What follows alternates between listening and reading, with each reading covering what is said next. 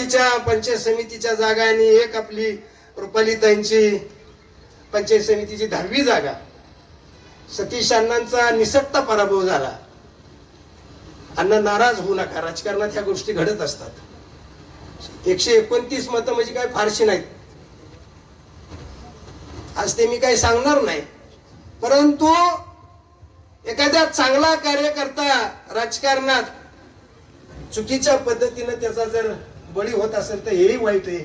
परंतु मी तात्यांच्या जयंती निमित्त आणि अजितदादा आज हयात नाहीत, या दोघा नेत्यांच्या साक्षीने सांगतो, सतीश अण्णा तुम्ही ताकदीनं कामाला लागा, आम्ही तुमच्या बरोबर सगळे आहोत.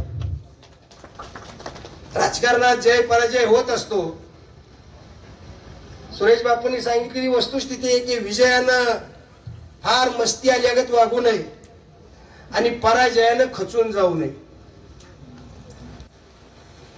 तर याही दोन्ही गोष्टीची बाजू जमेला धरून आपण भविष्यात चाललं पाहिजे. या ठिकाणची आमची पंचायत समितीची शीट सुद्धा राष्ट्रवादीच्या घड्याळाच्या चिन्हावरची काय 200 सव्वा 200 मतानं फक्त गेली.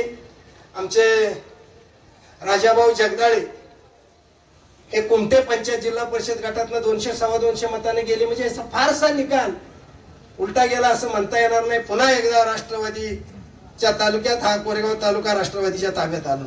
आज 20 राष्ट्रवादीचे जिल्हा परिषदचे सदस्य आहेत आणि 2 राष्ट्रवादीच्या पाठिंब्यावरचे सदस्य आहेत. हे 22 सदस्य आज एकत्रितपणाने आहेत. उद्याची जिल्हा परिषद समितीत घड्याळाचा जिल्हा परिषदचा अध्यक्ष होईल एवढा शब्द या निमित्तानं आपल्याला तुम्हाला सगळ्याला देतो. त्यात कुठली अडचण येणार नाही. कुणी काही किती गप्पा मारू द्या, कारण शंभूराज देसाई आणि मकरंद पाटील आबा हे एका ताकदीने एका जीवानं एकत्रितपणाने काम करतायत आणि आमच्या दोघांची संख्याबळ बघितलं तर जवळपास 37-38 पर्यंत जाते. आणि त्यामुळं उद्याची जिल्हा परिषद पंचायत समितीला फारशी अडचण येणार. ठीक आहे, कोण टीव्हीवर काय बोलत असेल, कोण काय म्हणत असेल, तो ज्याचा त्याचा प्रश्न आहे. लोकशाही ज्याला त्याला तो अधिकार आहे, कोणी काय बोलावं. परंतु जी वस्तुस्थिती आहे, ज्याच्या बरोबर मी सातत्यानं त्या गोष्टीच्या चर्चेत आहे, त्याच्यावरनं आपल्याला मी निश्चितपणाने ह्या गोष्टी घडतील म्हणून सांगतो.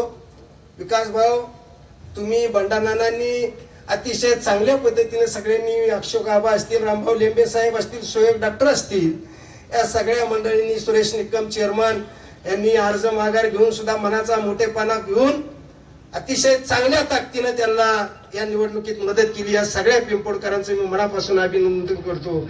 आपण एक चांगलं काम केलं. रुपालीताई सारख्या, सुधीर भाऊ सारखा एक सज्जन माणूस ग्रामपंचायतीत काम सरपंच म्हणून काम करत असताना बकाली गावाला मदत करण्याचं काम त्या सुधीर भाऊंनी केलं. त्याच्या मंडळीला न्याय देण्याचं काम पिंपोडे आणि पिंपोडच्या पंचायत समितीच्या घरातल्या जनतेने केलं. मी तुमचं मनापासून राष्ट्रवादीचा अध्यक्ष म्हणून अभिनंदन करतो. या निवडणुकीचा निर्णय होऊन गेलेला, इथनं पुढे आपल्याला सगळं विसरून एकोप्यानं राहावं लागणार.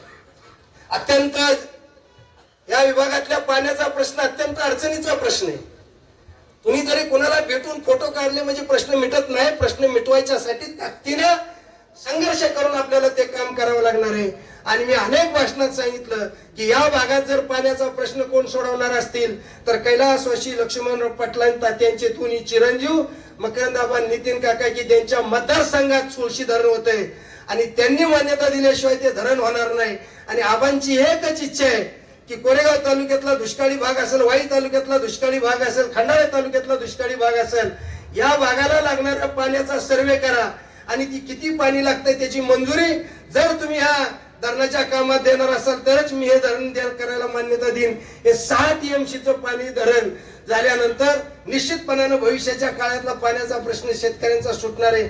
आणि ते आजची ज्यांची आपण जयंती साजरी करतोय त्या लक्ष्मणराव तात्यांच्या चिरंजीवांच्या माध्यमातून आणि रामराजे साहेबांच्या सहकार्याच्या माध्यमातून निश्चितपणानं भविष्याच्या काळात होईल.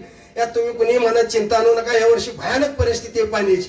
पाऊस झाला जरी वाटत असेल तरी आजही काही ठिकाणी रंधुलाबाद सारख्या ठिकाणी आज पाण्याची टंचाई महिन्या 15 दिवसात होईल अशी परिस्थिती निर्माण झाली. प्रत्येक ठिकाणी पाण्याची अडचण येणार आहे. आज मी हे का सगळं सांगतोय तुम्हाला, खरं ही कार्यक्रम वेगळा असला तरी सुद्धा की ज्यांनी या जिल्ह्याचं नेतृत्व केलं, ज्यांच्या चिरंजीवांच्या माध्यमातून जिल्ह्याचं राजकारण चाललंय, त्यांच्यामुळे आज मी हा पाण्याचा प्रश्न तुमच्या समोर मांडतोय. कालच दुपारी 2 वाजता राधाकृष्ण विखे पाटलांच्या बरोबर मुंबईत मंत्रालयात मिटिंग झाली आणि त्याही वेळेला ते मला म्हणले की तुमचं कुठलंही गाव आम्ही वंचित ठेवणार नाही, याची काळजी निश्चितपणाने घेऊ. असा काल विखे पाटलांनी सुद्धा मला शब्द दिला. मी गेलो होतो मंत्रालयात त्या ठिकाणी. तर या सगळ्या गोष्टी करत असताना सगळं हेवे देव विसरून भविष्याच्या काळात नितीन काका आणि मकरंद आबा रामराजे यांचे हात बळकट करण्यासाठी आपण जिद्दीनं एका जीवानं एका संघटनेनं एकत्रितपणानं भविष्याच्या काळात काम करूया. एवढंच दादा आपल्याला लक्ष्मणराव तात्यांच्या जयंती निमित्त सांगतो. कारखान्यावर कार्यक्रम आहे, त्यानंतर संध्याकाळी गोपेगावला इंदुरीकर महाराजांचं कीर्तन आहे. आपण सर्वांनी त्या कीर्तनाला सुद्धा हजेरी लावा. एक चांगला नामवंत कीर्तनकार या ठिकाणी गोपेगावला मला वाटतं 7 वाजता त्या ठिकाणी तो कार्यक्रम आहे. अरे कोण नाश्ता सोडणार? तुमचा नाश्ता घेतल्याशिवाय कोण जातच नाही. कारण आम्हाला तात्यांनी सांगितलं तब्येत नीट ठेवा. काय सुरेश बापू, त्याच्यामुळं तुमच्या नाश्त्याचा सर्व लाभ घेतील. आपण प्रचंड संख्येने या ठिकाणी उपस्थित राहिलात. रामभाऊ साहेब, मी मनापासून तुमचं अभिनंदन पुन्हा पुन्हा करेन की तात्यांचा विचार अखंड तरुण पिढीपर्यंत पुढे नेण्याचं काम आपण सातत्याने करता, ते सतत करत राहा. मी तुम्हाला मनापासूनच्या शुभेच्छा देतो आणि या ठिकाणी माझं लांबलेलं भाषण थांबवतो. जय हिंद, जय महाराष्ट्र.